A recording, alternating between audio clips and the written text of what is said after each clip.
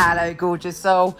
Guess what? Most people wanted to keep the intro. So here we go. This week we have Vesta shifting signs and going into Leo. Vesta is based on the Vestal Virgins. It's a long story, but it's about your independence. But also it's about keeping the home fires burning. And there is a very tricky square between Mars and Pluto. Ooh, this one's going to be full on, so pay attention. So much other stuff, including Uranus even going retrograde. Here's your weekly astrology.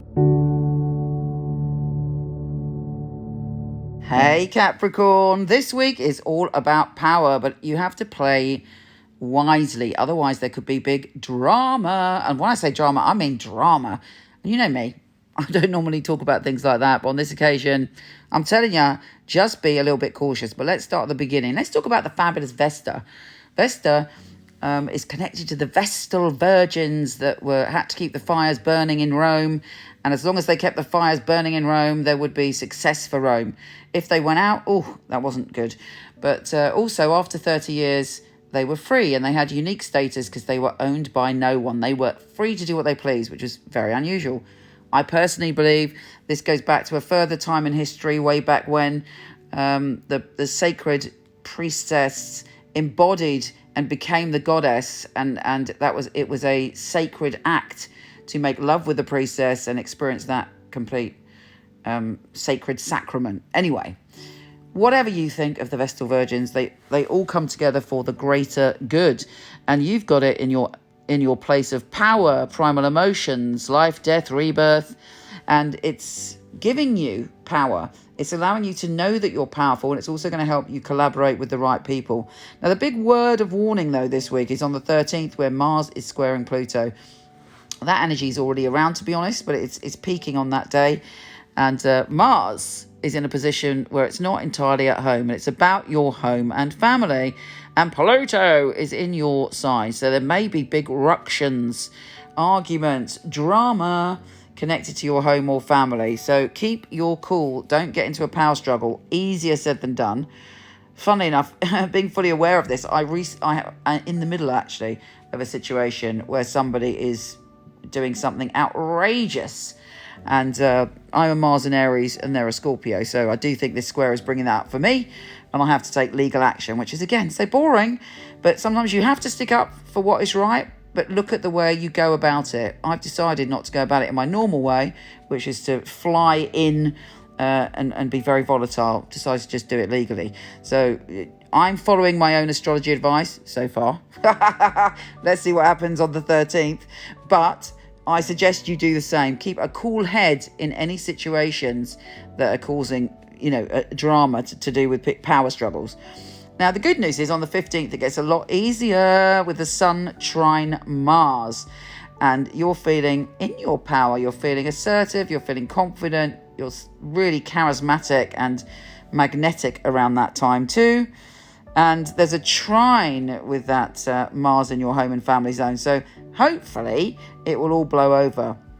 Now, Uranus is going retrograde. Since Uranus went into Taurus last year, you've had a lot of kind of shocks and surprises, maybe some fabulous ones, but maybe some challenging ones around romance, relationships and creativity. With Uranus going retrograde, it gives us a moment of pause to reflect on the upheavals and the shocking and surprises, and to use that energy to work with the energy in a positive way. Let's see what the tarot has to say. First card I've got is a 7 of Cups. You've got lots of choices to make. There's lots of cups in front of you filled with magnificent things and also some dodgy things. Which cup will you pick? Don't go for something dicey just because you can. Anyway, good news, because the next card I've got is the Magician. Yeah, baby, you can conjure your reality. We are all magicians. That's been proved to me many times. But whenever I pull the Magician, I'm like, great. It's the beginning of a new cycle. I've got the power to transform. So that is your message. You can transform. You can change. You can conjure what you need to conjure. And you're releasing yourself from prison, and you're releasing yourself actually from maybe somebody that was trying to belittle you or hold you back or steal your power, because you've got the 5 of Swords there. Different offers and opportunities are coming to you. You've got the Four of Cups. Look around you. Is there something you're missing? Is there some fabulous opportunity you're not seeing? I think there is, because your last card is the Ace of Cups. Brilliant news. The Ace of Cups is a big cup with the water overflowing, and this is an emotional peak. It's love, it's joy, it's happiness. So good. I wish that for you this week. Take care, gorgeous, and I'll speak to you soon.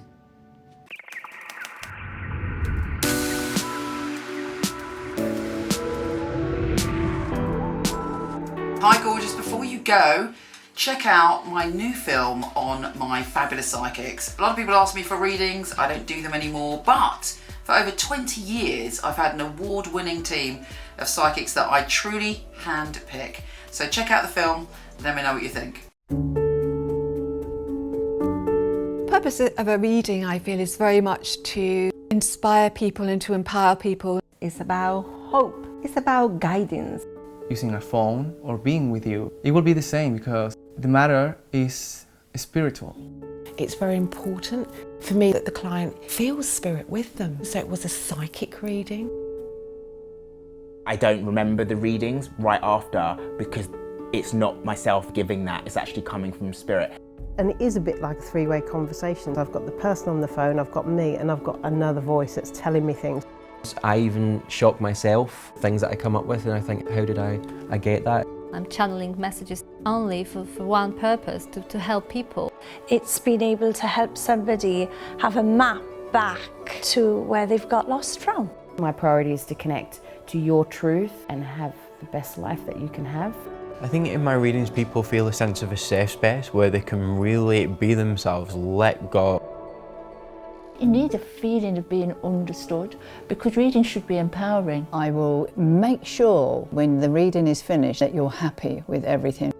I couldn't do anything else. It's part of who I am. It's what I came here for, obviously. And when they come back and tell you they've got their dream job or the love of their life, that really makes me feel like I'm valued. I love to hear a sigh of relief. A lot of weight has been lifted off their shoulders. We have the answers that we are looking for within ourselves. I know I have the tools to help you. Everything begins and ends with you.